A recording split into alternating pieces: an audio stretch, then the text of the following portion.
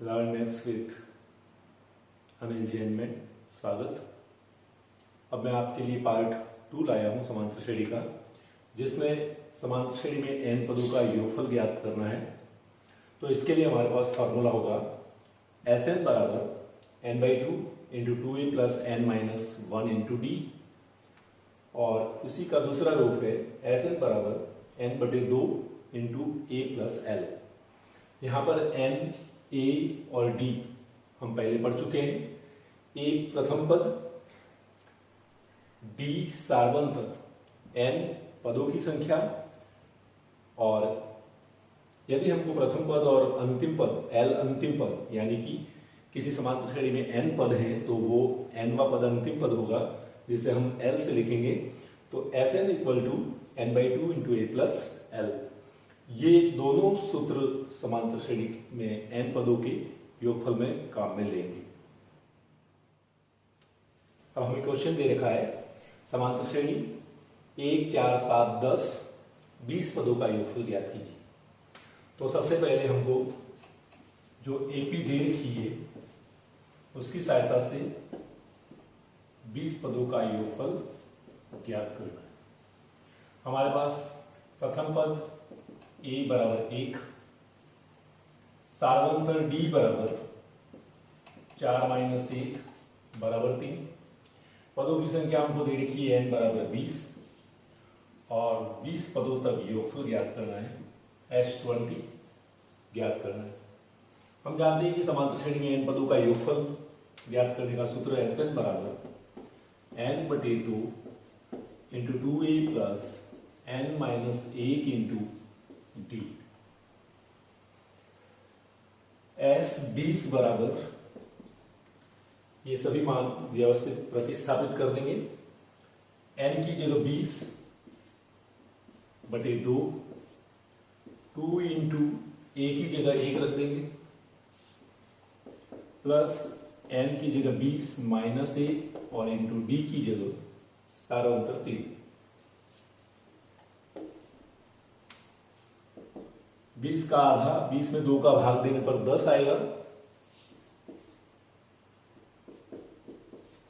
2 में 1 का गुणा कीजिए, 20 में 1 घटाइए 19, और इस 3 को अंदर ले लीजिए।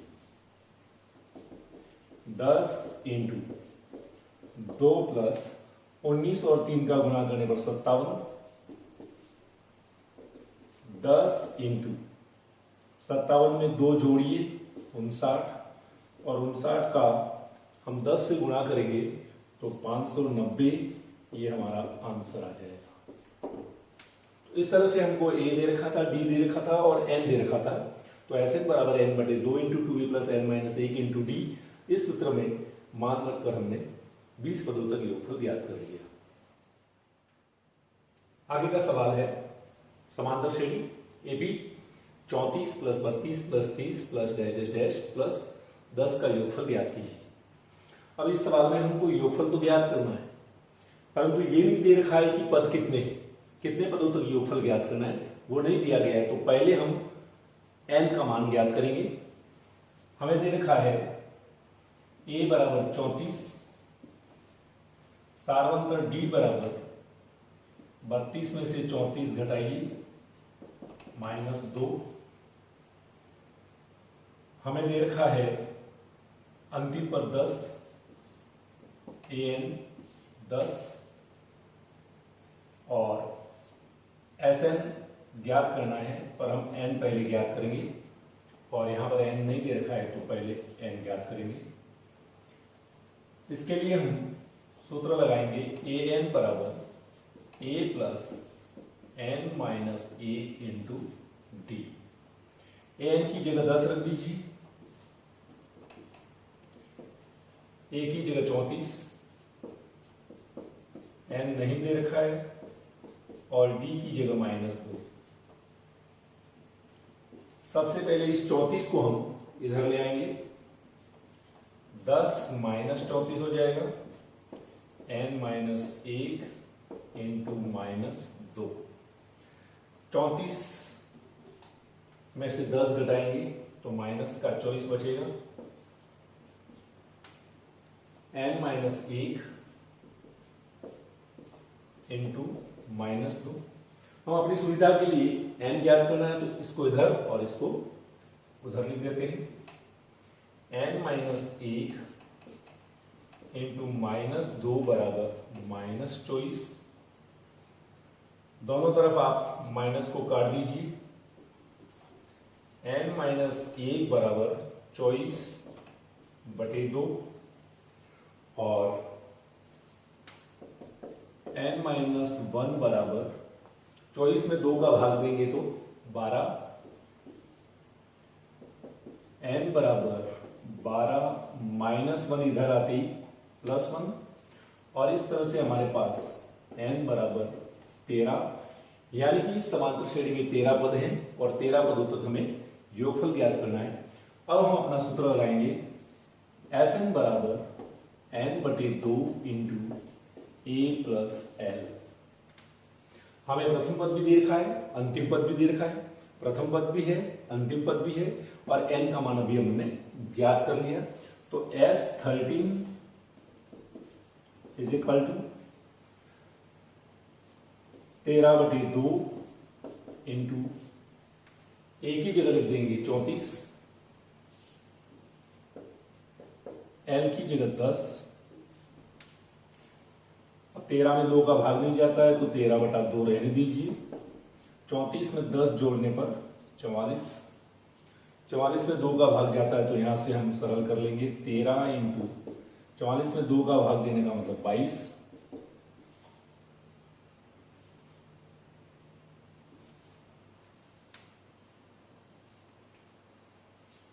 13 और 22 का गुणा करने पर 286 इस तरह से हमारा उत्तर आ जाएगा। और इस समांतर श्रेणी में हमें n नहीं दे रखा था तो पहले हमने nवां पद की सहायता से n का मान ज्ञात कर लिया जो 13 आया और फिर हमारे पास सूत्र है Sn बराबर n/2 into a plus l और इस तरह से सरल करने पर उत्तर आ गया 286। अब हमें समांतर श्रेणी दे रखी है 9, 17, 25। इसमें कितने पद लें और योगफल ज्ञात करें तो 636 आए। 9, 17, 25 डैश डैश डैश के कितने पद लिए जाएं कि उनका योगफल 636 हो। तो हमको इसमें दे रखा है a बराबर 9, प्रथम पद 9, सार्वंतर d बराबर 17 में से 9 घटाओ 8, n नहीं मालूम है और योगफल 636 दे रखा है।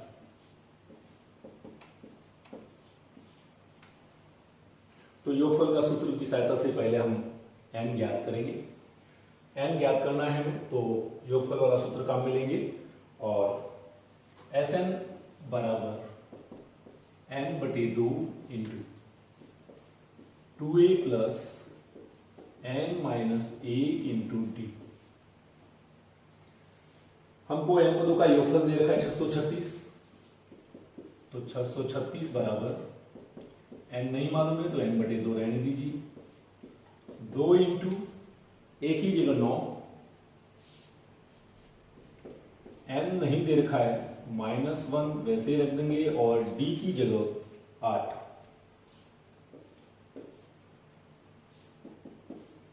636 बराबर n/2 इंटू पहले 9 और 2 का गुणा कर लेंगे 18। अब इसमें n नहीं दे रखा है तो 8 का n से गुणा करने पर 8n माइनस 8 का 1 से गुणा करने पर 8। 636 बराबर n/2 इंटू 8n प्लस 18 में 8 घटाएंगे तो 10। 636 बराबर n/2 इंटू 8 और 10 दोनों में 2 कॉमन है, वैनिष्ट है, 2 बाहर ले लीजिए तो 8 का आधा 4 और 10 का आधा 5। इस 2 से 2 को काट दीजिए। 636 बराबर n और 4n का गुणा करने पर 4n² प्लस n और 5 में गुणा करने पर 5n।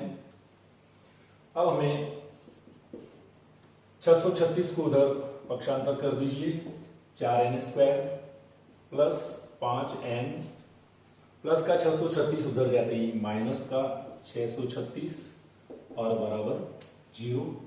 इस तरह से हमारे पास ये एक द्विघात समीकरण आ गई जिसकी घात 2 है, 4n² प्लस 5n माइनस 636। अब इसमें हम त्रिपद गुणनखंड की सहायता से इस द्विघात समीकरण को हल करेंगे, गुणनखंड की सहायता से इस द्विघात समीकरण को हल करेंगे और n का मान प्राप्त करेंगे।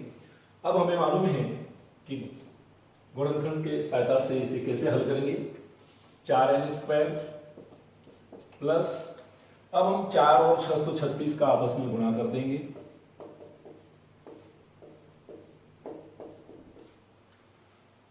तो 2544 आया और बीच वाली संख्या 5 के हम 2 टुकड़े करेंगे, अंत में माइनस है तो घटाने पर 5 लाना है और गुणा करने पर 2544। तो इसका सीधा 53 में से 48 घटा दें तो 5 बचेगा, ट्राई करनी पड़ेगी। 53 में 48 घटाने पर 5 और 53 का 48 से गुणा करने पर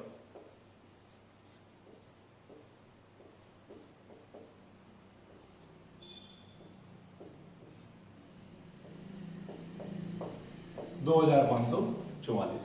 तो हमारे पास इसके गुणनखंड में 2 भाग आ गए, 53 और 48।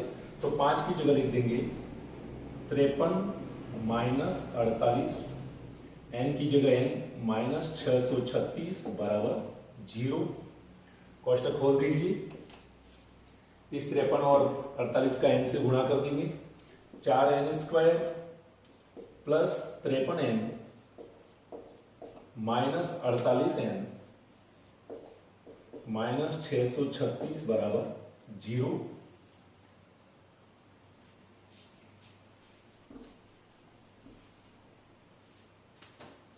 और आगे देखिए, 2 के जोड़े बना लीजिए, इसमें दोनों में n कॉमन है तो 4n प्लस 53 और यहां पर दोनों में माइनस है तो माइनस भी कॉमन लीजिए, 4 दोनों में कॉमन आ जाएगा, 12 दोनों में कॉमन आ जाएगा, 48 में भी 12 का भाग जाता है और 636 में भी 12 का भाग जाता है, तो 12 चौका 48, 4n माइनस माइनस प्लस और हम 636 में 12 का भाग देंगे तो हमारे पास 53 आ जाएगा। इस तरह से हमें 2 गुणनखंड प्राप्त होंगे, 4n प्लस 53 और एक गुणनखंड हो जाएगा n माइनस 12 बराबर 0। अब या तो 4n प्लस 53 बराबर 0 या फिर n माइनस 12 बराबर 0, या तो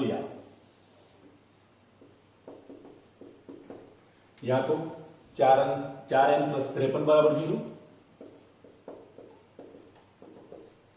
या n माइनस 12 बराबर 0। यहां से आ जाएगा 4n बराबर प्लस 53, पक्षांतर करेंगे तो माइनस 53 और n का मान माइनस 53/4। यहां से देखिए सीधा 12 को उधर ले जाइए, माइनस 12 प्लस 12 हो जाएगा। इस मान को हम छोड़ देंगे क्योंकि n का मान पूर्णांक नहीं है, ऋणात्मक मान है, इसे छोड़ दीजिए और ये धनात्मक मान ले लेंगे। तो हमारे पास n बराबर आ गया 12 आंसर। तो हम समांतर श्रेणी में 12 पद लेंगे तो इसका योगफल 636 आएगा।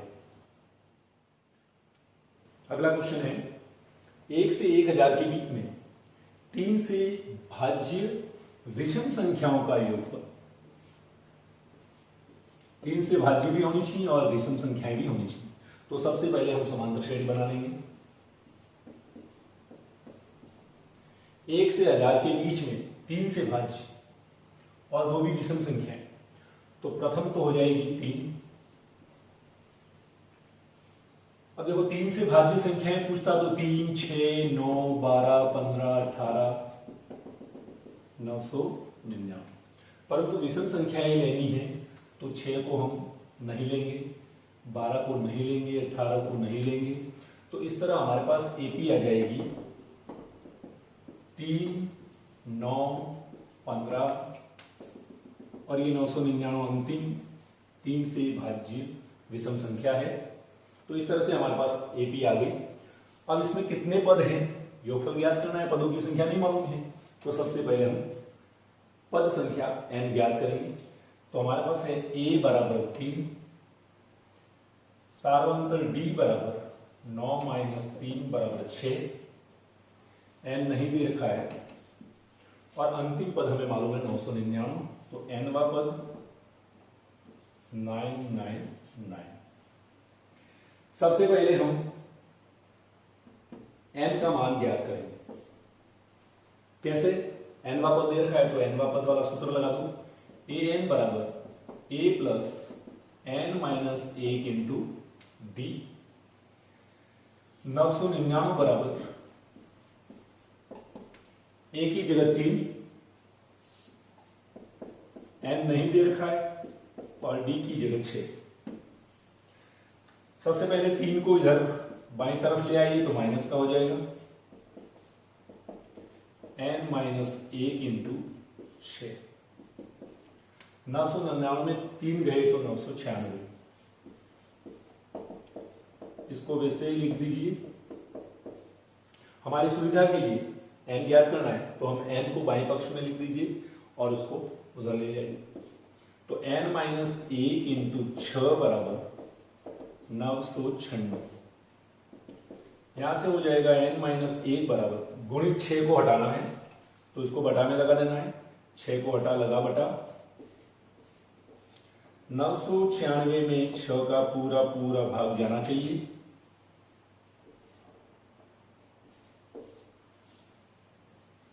एक 166 n बराबर आ जाएगा 166 प्लस 1, इसलिए n बराबर 167। अब हम 167 पदों का योगफल ज्ञात करेंगे। हमारे पास पहला पद भी है, अंतिम पद भी है और पदों की संख्या n भी है। तो इस तरह से हमारा सूत्र आ जाएगा Sn बराबर n बटे 2 into a plus l। S 167 बटा 2 इंटू a की जगह 3, प्रथम पद 3, अंतिम पद 999। 167 बटे 2 इंटू 999 में 3 जोड़ेंगे तो 1002। 167 इंटू 2 और 1002 का आपस में पूरा पूरा भाग चला जाएगा तो 1002 में 2 का भाग देने पर 1002 का आधा 501।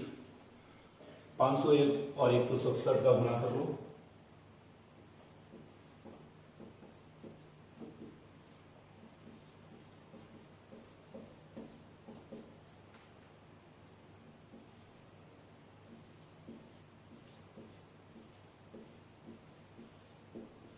$83,667।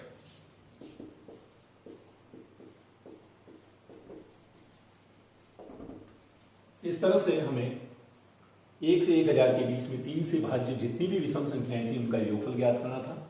तो पहले तो हमने देख लिया कि 3 से भाज्य विषम संख्याएं 1 से 1000 के बीच में कितनी आती, 167। और फिर Sn बराबर n/2 into a plus l वाले फार्मूले से हमने योगफल ज्ञात कर लिया।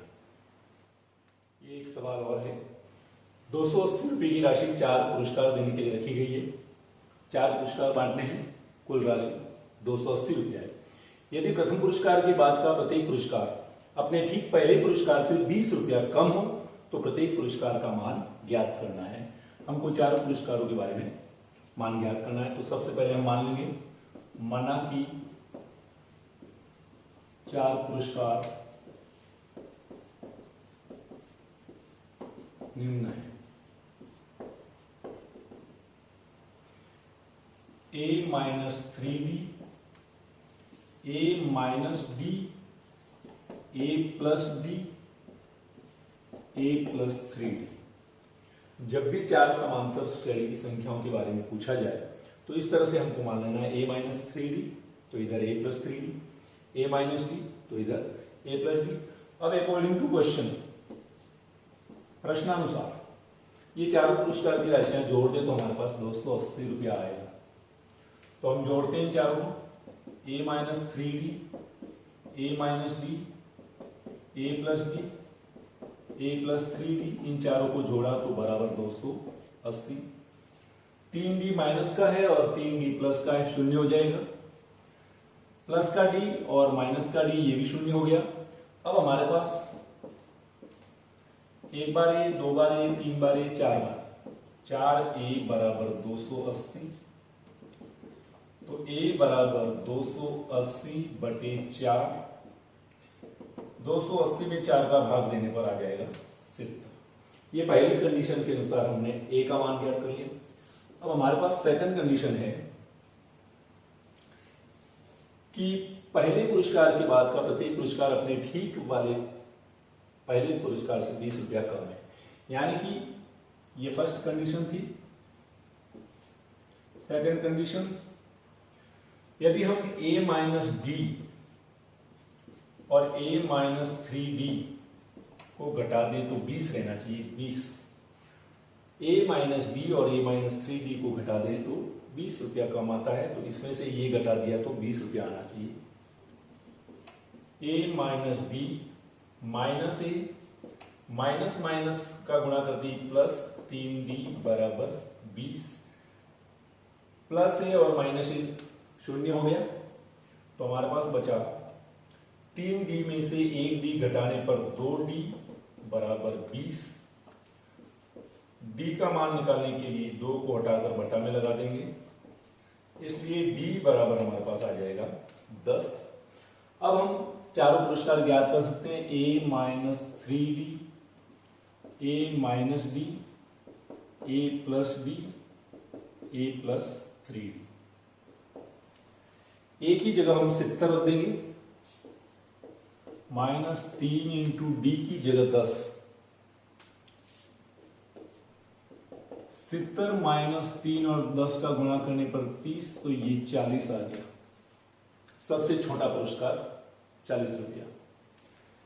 फिर a की जगह 70 माइनस डी की जगह 10, 70 में 10 गए तो 60, ये पुरस्कार आ गया। फिर यहां पर a की जगह 70 प्लस डी की जगह 10, 80 रुपया। और अंत में 70 प्लस 3 इंटू डी की जगह 10, 70 प्लस 30, 100, यानी कि प्रथम पुरस्कार आ गया 100 रुपया, द्वितीय पुरस्कार 80, तृतीय पुरस्कार 60 और चतुर्थ और सबसे छोटा पुरस्कार 40। आप देख रहे हैं सबका योग करने पर 100, 100, 200 और 80, 280।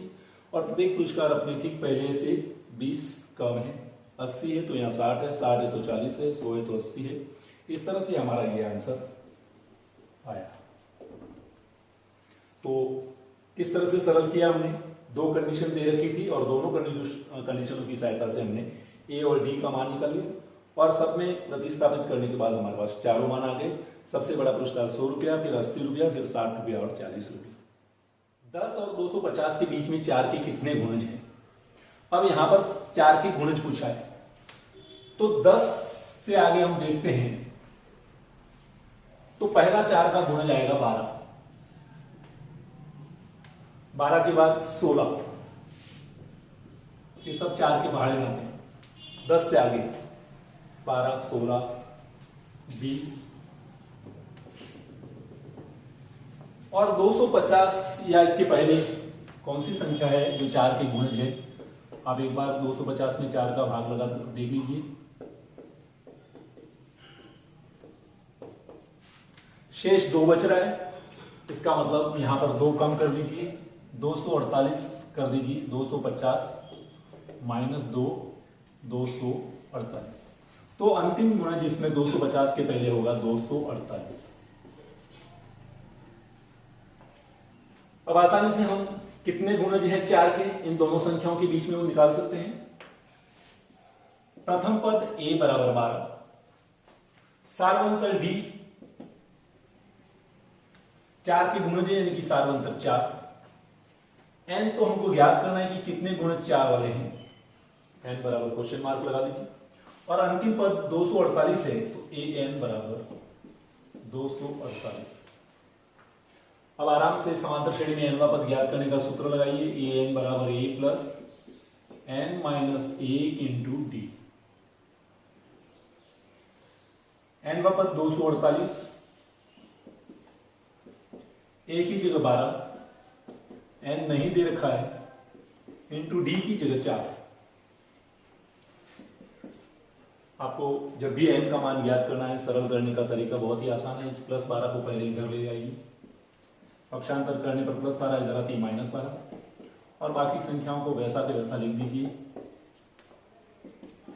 248 में 12 आ गए तो 236।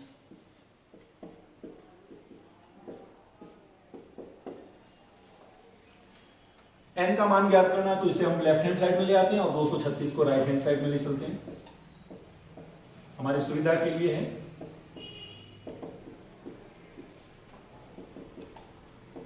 n माइनस 1 बराबर, इस गुणित 4 को हटाकर बटा में लगा दीजिए, भाग में चला जाएगा, गुणित में है इसलिए।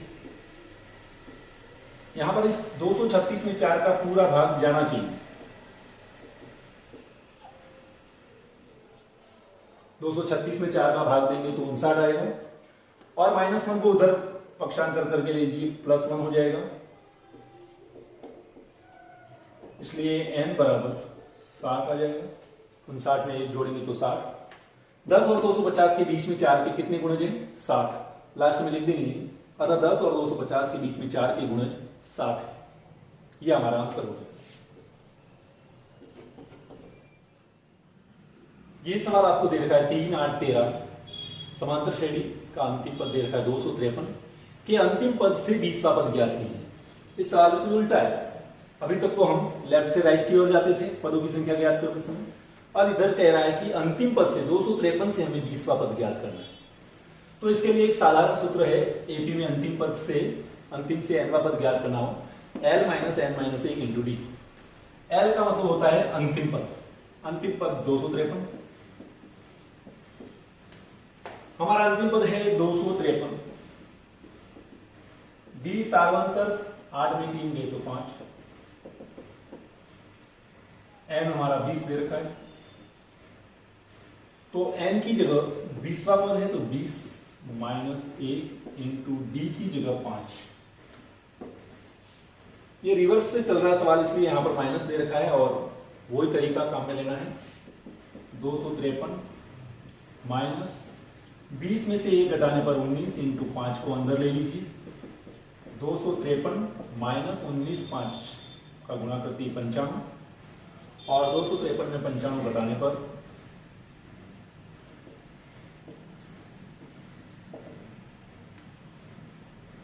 158 हमारा आंसर आ जाएगा। तो अंतिम से यदि हम 253 से इधर आगे बढ़े रिवर्स में तो यहां से 20वां पद जो होगा वो 158 होगा।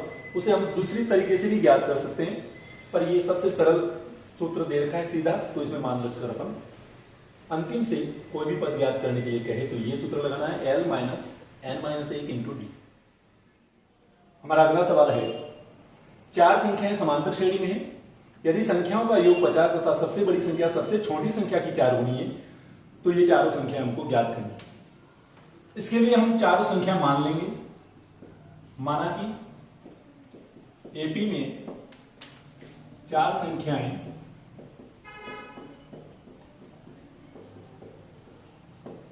निम्न है। सबसे छोटी संख्या को हम ले लेते हैं -3b, इससे बड़ी संख्या a -b, इससे बड़ी संख्या a + b और सबसे बड़ी संख्या a + 3b। अब इस सवाल में हमको 2 शर्तें दे रखी हैं कि चारों संख्याओं का योग 50 है। तो यहां पर अकॉर्डिंग टू क्वेश्चन इन सबको जोड़ देते हैं। a - 3b plus a - d plus a + d plus a + 3b बराबर 50। अब ये संख्याएं मानने से क्या फायदा है वो देखिए आप। इसमें आपको a का मान आराम से मिल जाएगा क्योंकि 3b माइनस का और 3b प्लस का कट जाएगा और d प्लस का और d माइनस का भी शून्य हो जाएगा, यानी कि हम इनको काट देंगे। यहां पर a 4 बार बचा, तो a में a जोड़ेंगे तो फिर a जोड़ेंगे, फिर a जोड़ेंगे, 4 बार जोड़ेंगे तो 4a बराबर 50। a बराबर 4 को हटा लगा बटा, इसलिए a बराबर 4 का पूरा भाग 50 में नहीं जाएगा, दोनों सम संख्या है तो आधा कर दीजिए, 2 का भाग दे दीजिए, 25 बटा 2। 50 का आधा 25, 4 का आधा 2। अब सेकंड कंडीशन है, ये तो हमारी फर्स्ट कंडीशन हो गई थी। सेकंड कंडीशन दे रखी है हमको, दूसरी शर्त दे रखी है कि सबसे बड़ी संख्या a प्लस 3b सबसे छोटी संख्या a minus 3b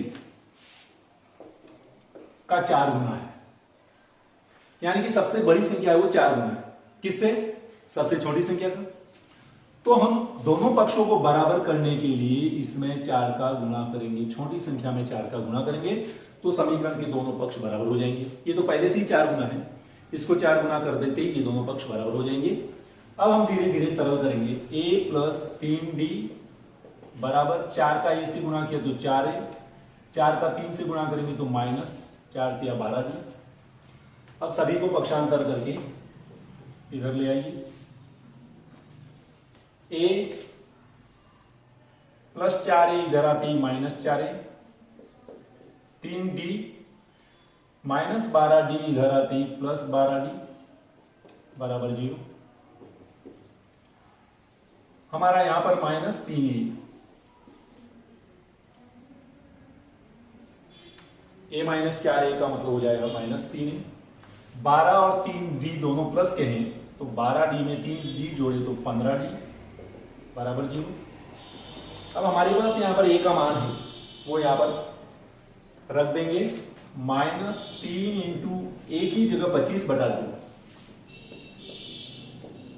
plus 15d बराबर 0। यहां पर आप देखिए 25 और माइनस 3 का गुणा करते ही 75 बटे 2 प्लस 15d बराबर 0। d का मान निकालना है तो प्लस 15d इधर रहने दीजिए बराबर माइनस 75 बटा 2 इधर आती प्लस का 75 बटा 2। फिर d का मान निकालना है तो 15 को हटा लगा बटा 15 बटा में आ जाएगा। 15 की पहाड़ी में 75 आता है तो 15 के टेबल से 75 को घटा दीजिए, 15 5 75, इसलिए d बराबर 5 बटा 2। a का मान आ गया 25 बटा 2 और d का मान 5 बटा 2। अब हम ये चारों संख्याएं जो मान चुके हैं उनमें a और d का मान रखकर चारों संख्याएं ज्ञात करेंगे। पहली संख्या हमने मानी है a माइनस 3d, a की जगह 25 बटा 2 माइनस 3 इंटू डी की जगह 5 बटा 2, 25 बटा 2 माइनस 5 बटा 2 में 3 का गुणा करेंगे तो 15 बटा 2, 2 एलसीएम आ जाएगा। यहां पर भी 2 है हर में और यहां पर भी हर में 2 है तो एलसीएम 2, 2 से 2 का भाग दिया 25 का, 1 से गुणा किया 25, 2 में 2 का भाग दिया 1, 1 में 15 का गुणा किया तो 15, और ये हमारे पास आ जाएगा 25 में से 15 गई तो 10 बटे 2 बराबर 5। पहली संख्या आ गई 5। दूसरी संख्या a माइनस डी, a का मान 25 बटा 2 माइनस डी का मान 5 बटा 2, फिर लघुत्तम 2 आ जाएगा और ऊपर 25 माइनस 5, 25 में 5 गए तो 20 बटा 2 और 20 का आधा 10।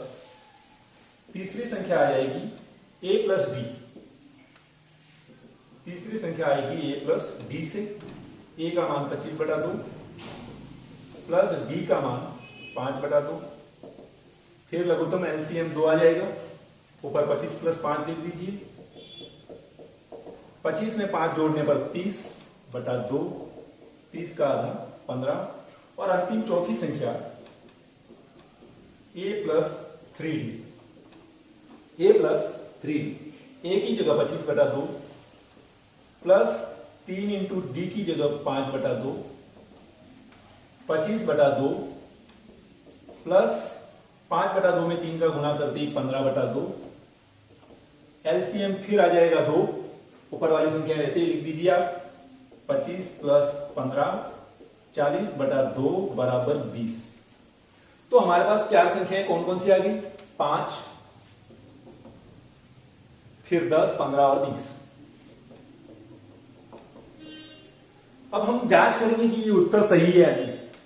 4 संख्याएं समांतर श्रेणी में 5, 10, 15, 20, 5 का टेबल आ रहा है, तो निश्चित रूप से सारा उत्तर 5 है और ये समांतर श्रेणी है। इसके बाद में दे रखा है कि चारों संख्याओं का योग 50 है। 20 और 5 25, 15 और 10 25, कुल मिलाकर 50 हो गया। सबसे बड़ी संख्या सबसे छोटी संख्या की 4 गुना। सबसे छोटी संख्या 5 है और बड़ी संख्या 20 है। 4 गुना है 5 के 20। तो इस तरह से हमने उत्तर की भी जांच कर ली और निश्चित हो गया कि हमारा ये सवाल पूरा सही है। ये सवाल दे रखा है, एक टेलीविजन सेट का निर्माता तीसरे वर्ष में 600 टीवी और 7वें वर्ष में 700 टीवी का उत्पादन करता है। यह मानते हुए कि प्रत्येक वर्ष उत्पादन में एक समान रूप से निश्चित संख्या में वृद्धि होती है, तो क्या क्या ज्ञात करना है? पहले साल में कितना उत्पादन हुआ, 10वें साल में कितना उत्पादन हुआ और 7 वर्षों में कुल कितना उत्पादन हुआ। तो सबसे पहले हमको दे रखा है तीसरे वर्ष में उत्पादन 600, तो A3, ये हमारा सॉल्यूशन, A3 = 600। 7वें वर्ष में उत्पादन हो रहा है 700 टीवी का, तो A7 = 700। अब हमने समांतर श्रेणी के n पदों में पढ़ा था कि तीसरे पद को क्या लिख सकते हैं? A + 2D = 600। ये समीकरण नंबर 1 होगी। 7वें पद को लिख सकते हैं A + 6D = 700। ये हमारी दूसरी समीकरण होगी। इन दोनों समीकरणों की सहायता से हम A तथा D का मान ज्ञात करेंगे।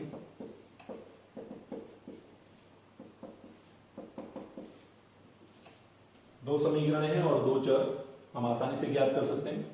घटाने पर चिन्ह बदलो, A+ और A- तो 0 हो गया। 6D माइनस का है और 2D प्लस का है, घटाने पर माइनस का 4D रहेगा।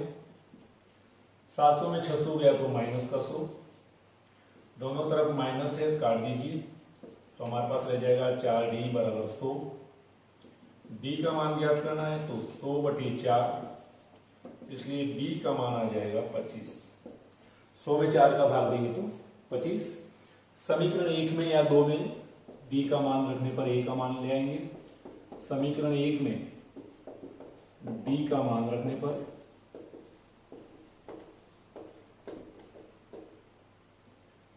हमारे पास समीकरण 1 है A + 2D = 600।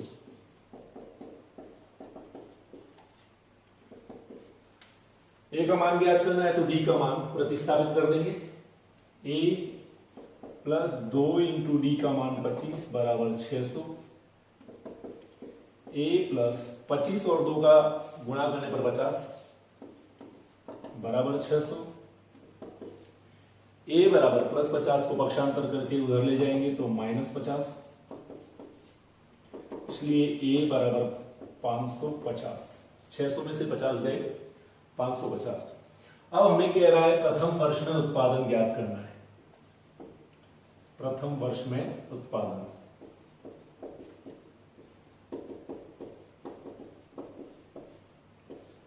और हमने अभी A का मान ज्ञात किया 550, तो वही पहले साल का उत्पादन हो गया 550। अब दूसरा हमको पूछा है, ज्ञात करना है 10वें वर्ष में उत्पादन।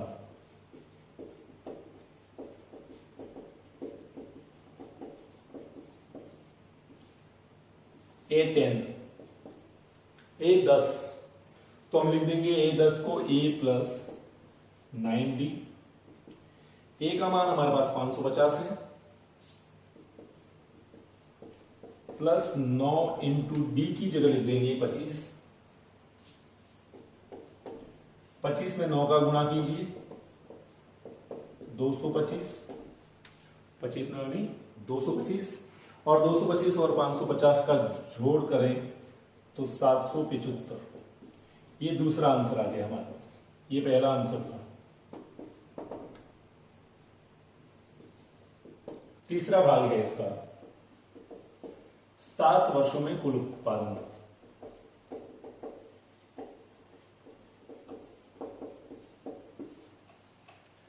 तो हम फार्मूला ले लेंगे Sn बराबर n/2 इंटू ए प्लस एल, क्योंकि हमारे पास ए भी मालूम है प्रथम वर्ष में उत्पादन, 7वें वर्ष का योग ज्ञात करने के लिए कह रहा है, तो 7वें वर्ष में उत्पादन भी दे रखा है। तो S7 इक्वल टू 7/2, ए की वैल्यू 550 550 और एल की वैल्यू यानी कि 7वें वर्ष में उत्पादन 700 है।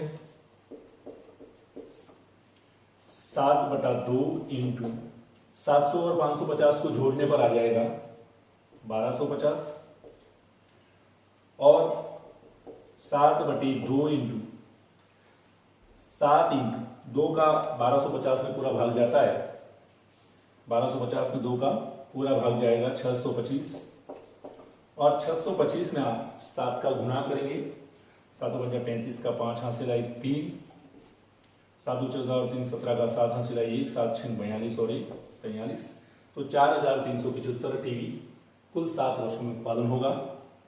ये हमारा था 10वीं गणित का समांतर श्रेणी का चैप्टर। सभी तरह के सवाल मैंने आपको समझाने की कोशिश की। यदि मेरा YouTube channel learn maths with Anil Jain आपको पसंद आए तो निश्चित रूप से सब्सक्राइब कीजिए, शेयर कीजिए, लाइक कीजिए। Thanks a lot.